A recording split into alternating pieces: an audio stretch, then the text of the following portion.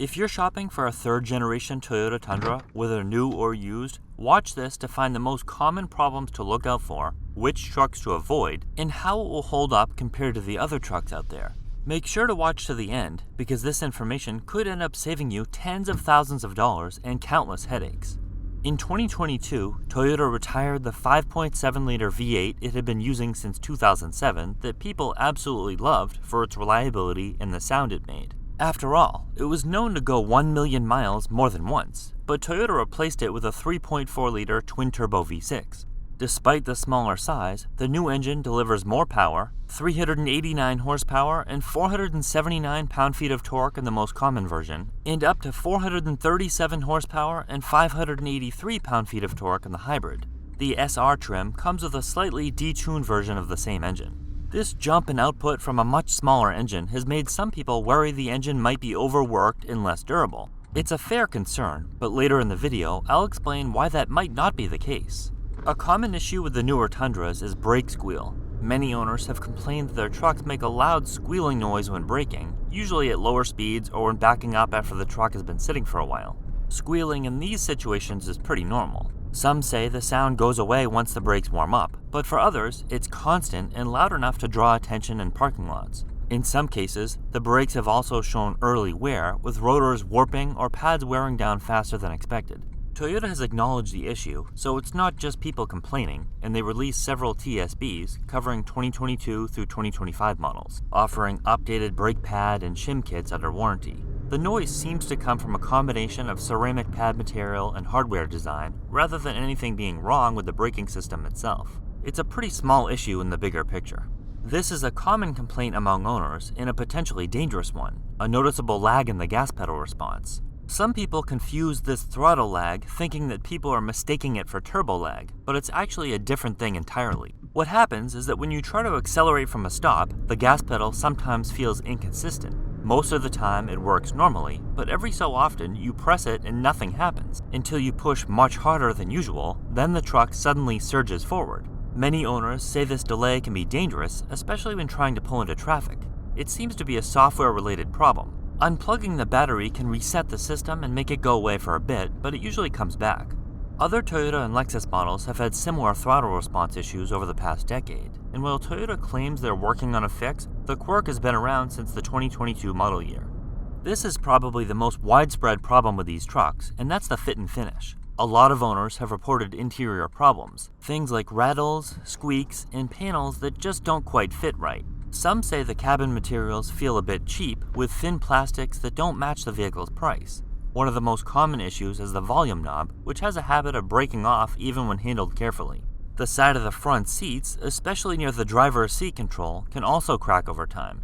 You might assume that happens from people sliding in and out roughly, but even careful owners who use running boards every time say it still happens. Others have noticed wind noise or rattling from the driver or passenger windows, particularly at highway speeds. Toyota has made some small updates since 2022, like strengthening the seat plastic and improving the knob design, and newer models seem to have fewer complaints overall, though the problems haven't disappeared completely. Now, this is the most concerning problem with the V6 Tundra, and one that everyone should understand completely before buying one. Back in 2024, Toyota issued a major recall for 2022 and 2023 Tundras with the non-hybrid engines due to complete engine failures. Many owners reported their trucks suddenly losing oil pressure, making a loud clacking noise, and stalling out within seconds, sometimes right in the middle of the highway with no warning at all. It became such a serious safety concern that the NHTSA required Toyota to issue a recall on the most dangerous vehicles. Interestingly, the recall only applied to non-hybrid models. The hybrid Tundras use the same basic engine, but because they have an electric motor to help them limp to safety when the gas engine dies, Toyota wasn't required to recall those. In other words, it wasn't that the hybrids were immune, it's just that they could still move under electric power at low speeds. Toyota said the issue was due to machining debris left inside the engine blocks during production. Over time, that debris could break loose, block oil passages, or jam moving parts, leading to catastrophic failure. The problem could happen at 400 miles, 40,000 miles, or never at all. But many owners and mechanics doubt that debris was the only culprit. After Toyota claimed the issue was fixed, engines built after that point still failed, just less frequently. This led some to believe the root cause also involved a design flaw with the main engine bearing. Toyota quietly updated that bearing design later, which raised eyebrows. If the problem was truly just machining debris, why change the bearing at all? Now there's both good and bad news about this recall. The good news is that Toyota is replacing affected engines entirely, not just patching them up. Many owners see that as the right move and are happy to get a brand new engine, especially those with higher mileage trucks. The bad news is that others worry their trucks will never feel quite the same after such a major repair. And for hybrid owners, the situation is worse. The recall doesn't apply to them, so if their engine fails outside of warranty, they're likely on their own. If it fails under warranty, their engine gets rebuilt rather than replaced with a new one. Even with the 2022 and 2023 models, engine failure rates weren't sky high. With that said, some 2024 and 2025 trucks have still experienced issues, so it's not like Toyota completely fixed the problem.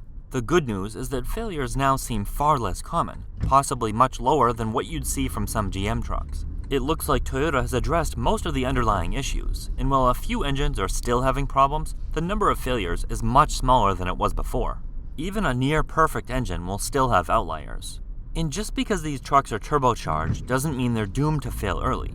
Sure, forced induction adds extra stress to an engine, but if it's properly engineered and has good cooling, that's really not a problem. The real question isn't whether it has a turbo, it's how well the engine itself is built. A solid, well-designed turbo engine can last a long time, and in fact, some of the most durable engines in the world are turbocharged diesels.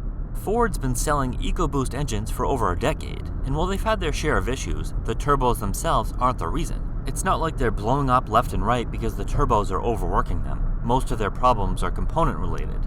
According to Consumer Reports, the overall reliability of the 2022 and 2023 Tundra models ranks below average, while the 2024 model has improved to above average. There's no data yet for 2025. The main trouble spots have been the engine and brakes, specifically the brake squeal issue and some build quality concerns. Aside from those areas though, most other categories score better than average. If the truck is still within the 3-year, 36,000-mile basic warranty, you can extend the coverage directly through Toyota for a reasonable price. And honestly, that's a smart move. Modern vehicles are packed with complex electronics and features, giant touchscreens, safety sensors, climate-controlled seats, and endless wiring. Fixing just one of those components can easily cost thousands. The same goes for the powertrain. Today's engines and 10-speed transmissions are incredibly advanced, but also expensive to repair. In many cases, even a single small repair could equal the cost of an extended warranty. That's why having one makes sense. Just make sure it's a Toyota warranty, which you can buy from a dealer. Prices do vary quite a bit, so it makes sense to shop it around. Do your homework if you're looking at a different warranty provider. Some third-party companies are notorious for denying claims or requiring every single maintenance receipt before they'll cover anything. They might also require you to front the bill and then apply for reimbursement after. With Toyota's own plan, you're much more likely to actually get what you're paying for.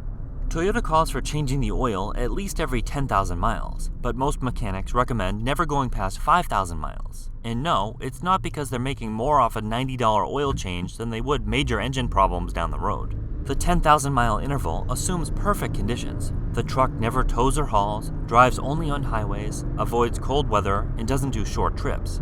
In reality, almost no one meets those conditions, and keeping the oil clean is one of the single most important ways to extend engine life, especially for a turbocharged engine.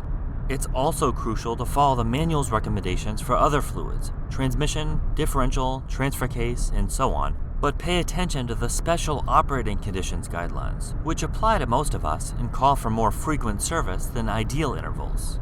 If your goal is to simply buy the most reliable truck possible, I'd stick with the second generation Tundra, 2021 or older with the V8. Those models are known to last forever with very few problems. Sure, they're not as refined, but they'll just keep running and running. So these are the most common problems reported with the third generation Tundra, 2022 and newer. And keep in mind, 2026 marks the 5th production year for this truck. Not every truck will have these issues. Many won't experience any problems at all. But it's helpful to know the potential downsides if you're considering buying one.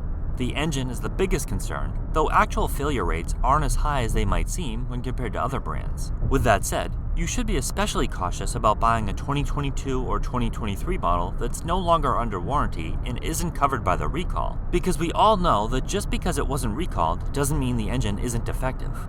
Most of the other issues are minor annoyances rather than costly repairs. Overall, the problems tend to fall into a few consistent areas: the engine recall, some recurring interior and fit and finish issues, and a handful of other quirks. It's not a case where each truck has an entirely different set of problems, which would usually indicate poor overall build quality. Instead, the issues are concentrated and predictable, suggesting that the trucks are generally well engineered and that the problems are identifiable and fixable rather than random or widespread. This also makes it easier for Toyota to address the main concerns, both with older ones and as they continue with production, and they've done so to some degree.